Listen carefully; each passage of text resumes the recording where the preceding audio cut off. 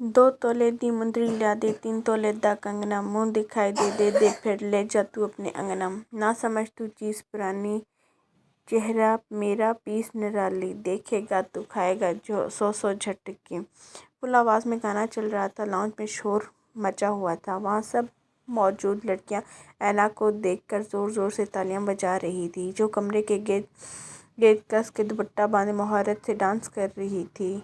बस करो लड़कियां, जाओ जाकर खाना खा लो, सब कब से इस खेल में लगी हुई हो। अम्मा जान जो अभी वहाँ पर आई थी, इन सबको देखकर कहने लगी, क्योंकि वो सब काफ़ी देर से यही काम कर रही थी।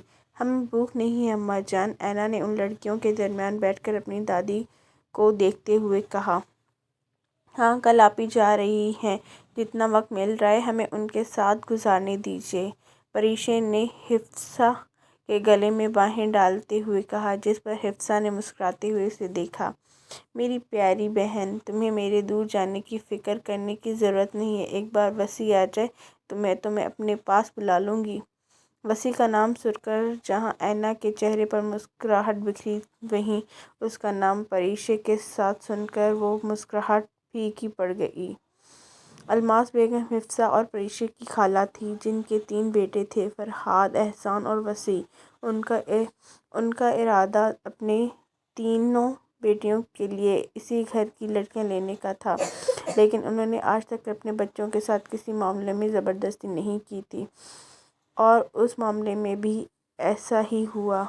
उनके पूछने पर फरहाद ने अपनी क्लासमेट शहनाज का नाम ले लिया और एहसान ने हिफ्सा का। वो दोनों बेहतरीन दोस्त थी और बकौल एहसान के उसे हिफ्सा से ज़्यादा अच्छा लाइफ पार्टनर नहीं मिल सकता, इसलिए उसकी चॉइस वही थी और वैसी के लिए उन्हें कुछ पूछने की ज़रूरत नहीं थी। वो जानती थी वसी बचपन से ही परीशे को पसंद करता है। फरहाद और शहनाज की शादी, उनकी पढ़ाई मुकम्मल हो चुकी थी, जबकि अलमास बेगम का हिफ्सा और एहसान के बारे में भी यही ख्याल था कि उनकी शादी उनकी पढ़ाई ख़त्म होने के बाद और वैसा ही हुआ था। हिफ्सा की ग्रेजुएशन करने के बाद फ़ौरन ही शादी की तैयारियां शुरू हो चुकी थी। अलमास बेगम का इरादा परीशे और वसी की शादी भी उन्हीं के साथ करने का था, लेकिन वसी उनसे बात पर इनकार कर चुका था। वो चाहता था कि परीशे अपनी हाउस जॉब मुकम्मल कर ले, जो के होने वाली ही थी, और जब तक वो खुद अपनी पढ़ाई मुकम्मल करके कनाडा से वापस आ जाता। उसका BBA का लास्ट ईयर चल रहा था, उसके इम्तिहान होने वाले थे, इसलिए वो अभी तक वापस नहीं आया था। जहाँ हिफ्सा को हमेशा एहसान के नाम से चिढ़ाया जाता, वहीं परीशे को भी वसी के नाम से यही सब कुछ सुनने को मिलता था। ऐना जानती थी कि परीशे और वसी एक दूसरे के साथ मंसूब है, लेकिन फिर भी वो खुद को उसे से मोहब्बत करने से रोक नहीं पाई। वसी उसका अच्छा दोस्त था, लेकिन उसने कभी ऐना को उस नज़र से नहीं देखा था जिस नज़र से वो उसे देखती थी। उसने आज तक ये बात किसी को नहीं बताई थी, और ना ही कभी अपने रवैये से वो किसी को ऐसा महसूस होने दिया था जिससे कोई भी उसके दिल का हाल जान पाता। वो तो बस रब से दुआ करती थी कि वसी का ख्याल उसके दिल से निकल जाए, क्योंकि वो किसी और का था और वो खुद भी अपने दिल में बस अपने महरम को रखना चाहती थी। लेकिन जब भी वो अपने दिल से वसी की मोहब्बत निकाल जाने की दुआ करती थी, उसे वसी मज़ीद अपने दिल के करीब महसूस होता था। जी नहीं, अपना वसी के पास निकल जाने की दुआ करती थी। जी नहीं, अपना वसी अपने पास रखे, मुझे नहीं करनी उस बंदर से शादी। गलत बात परी, हम तो आपके इंतज़ार में बैठे हैं और आप कह रही हैं कि आपको बंदर से शादी नहीं करनी। वैसे बंदर कहाँ से लगता हूँ। वसी की आवाज़ सुनकर उन सब ने हैरत से उसकी आवाज़ की तरफ देखा था, जहाँ ब्लैक जीन्स और जैकेट में खूबरू मर्द खड़ा गहरी नज़रों से परीशे को देख रहा था। वसी, तुम कब आए? उसे देखकर हिफ्सा अपनी जगह से उठकर खुशी खुशी से उससे मिली। जब मेरी शान में डॉक्टर पर परी कसीदे पढ़ रही थी। अपनी बात कहते हुए उसने दोबारा परीशे की तरफ देखा और वहाँ बैठी अम्मा जान से मिलने लगा, जबकि परीशे उठकर अपने कमरे में जा चुकी थी, क्योंकि भली वसी सबसे मिल रहा था, लेकिन नज़र उसी पर टिकी हुई थी जो उसे कंफ्यूज कर रही थी। शादी का दिन था, हर तरफ गर्मा गर्मी थी, बारात आने वाली थी, इसलिए सब लड़कियां हाथों में پھولوں کی پلیٹ پکڑے انتظار میں کھڑی تھی، لیکن سب کو پلیٹ تھما کر وہ بیچاری خود خالی ہاتھ رہ گئی تھی، اس لیے پچھلی طرف چلی گئی تھی جہاں پر پھول رکھے ہوئے تھے تاکہ کہ اپنے لیے بھی پھول لے سکے۔ وہ پھولوں کی ٹوکری لے جا رہی تھی جب اچانک وسیع اس کے سامنے آ گیا۔ پہلے تو اچانک اسے اپنے سامنے دیکھ کر وہ گھبرائی، لیکن پھر خود پر قابو پا کر اسے ڈپٹنے والے انداز میں کہا، کیا مسئلہ ہے؟ مسئلہ میرے ساتھ نہیں تمہارے ساتھ ہے یار، جب سے آیا ہوں مجال ہے جو تم 5 منٹ بھی اکیلی میرے ساتھ بیٹھی ہو۔ میں تمہاری طرح فالتو نہیں ہوں، مجھے تمہارے پاس بیٹھنے کے علاوہ بھی اور بہت کام ہے۔ اپنی بات کہہ کر وہ جانے لگی جب وسیع اس کے سامنے آ گیا اور دوسری طرف جانے لگی جب وسیع نے پھر سے وہی حرکت کی۔ وہ بار بار اس کے سامنے اس کے راستے میں آ رہا تھا۔ وسیع، میں تم سے بعد میں بات کروں گی، ابھی پلیز مجھے جانے دو، بارات آنے والی ہوگی، اس نے منت بھرے انداز میں کہا، اور شاید وسیع کو اس کے کہنے پر ترس آ گیا، اسی لیے اس کا راستہ چھوڑ دیا۔ ویسے بھی بارات آنے والی تھی تو پریشے کو وہیں پر موجود ہونا چاہیے تھا۔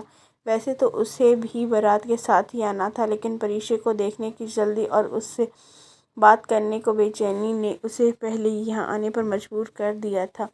بدتمیز، جاہل، فالتو، خود سے بڑبڑاتی ہوئی وہ جا رہی تھی جب اینا اس کے پاس آ گئی۔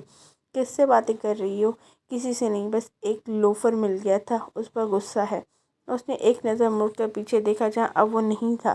کون لوفر؟ خیر تو ہے، خیر جو بھی تھا چھوڑو اسے اور چلو میرے ساتھ، بارات آ گئی ہے۔ اس کا ہاتھ پکڑ کے اینا اسے اپنے ساتھ لے گئی اور پھر چند منٹوں بعد حفظہ رخصت ہو کر اپنے پیا گھر چلی گئی۔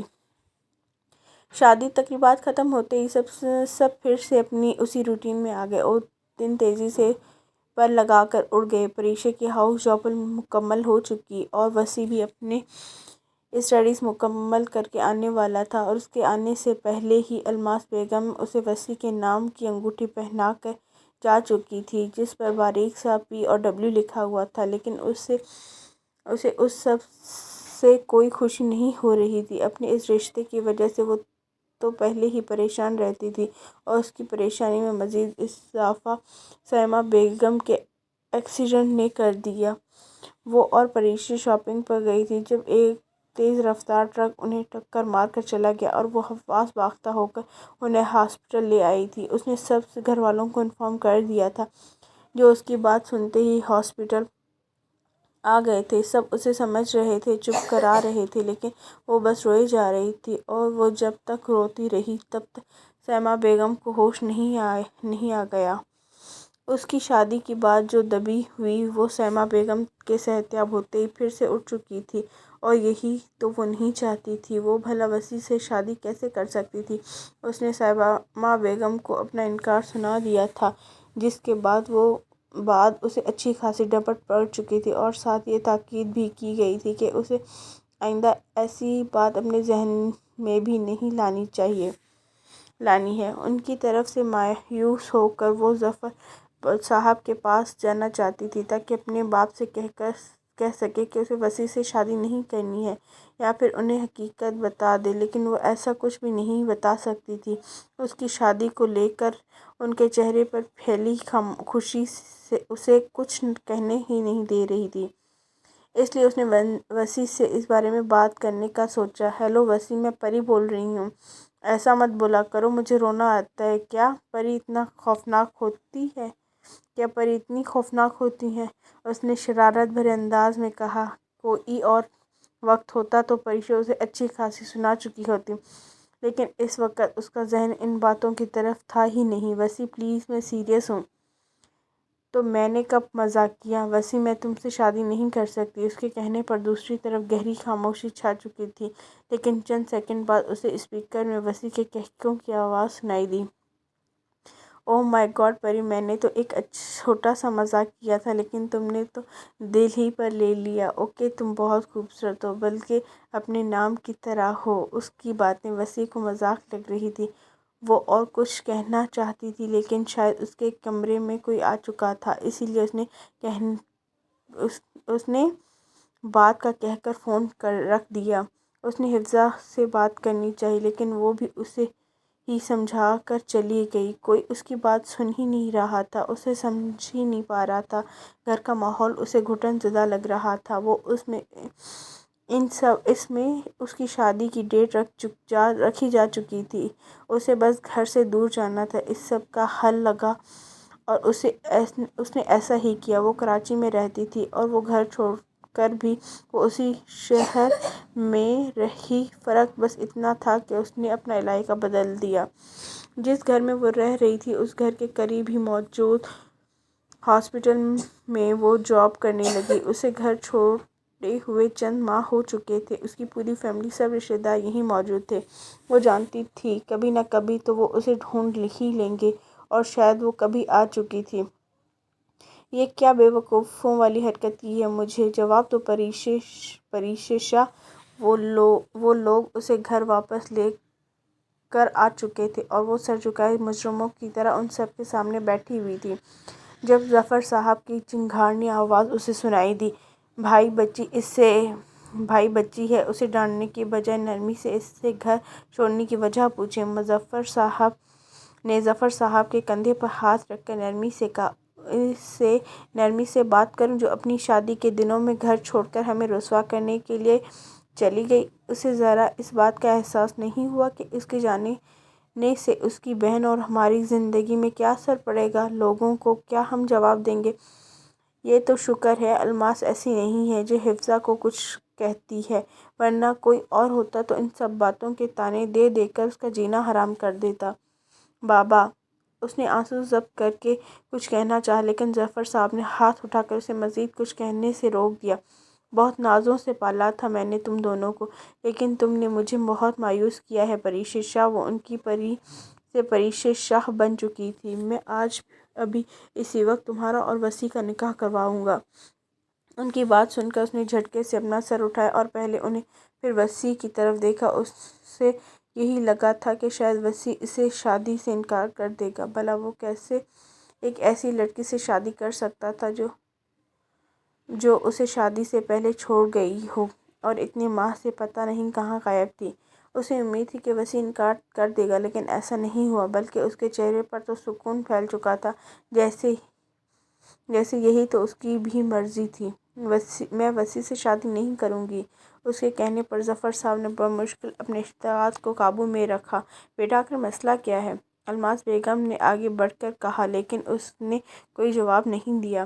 پری بتاؤ، تمہیں نکاح کیوں نہیں کرنا؟ یہ آواز مظفر صاحب کی تھی۔ اسے ہر کسی کی آواز سنائی دے رہی تھی جو اسے یہ جاننا چاہ رہا تھا کہ اسے نکاح کیوں نہیں کرنا۔ بتاؤ مسئلہ کیا ہے؟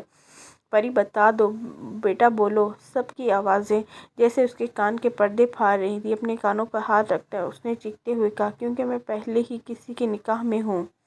اس کی یہ بات جہاں سب کو سکتے میں ڈال گئی تھی، وہیں وسیع کی تو جیسے دنیا ہی لٹ چکی تھی۔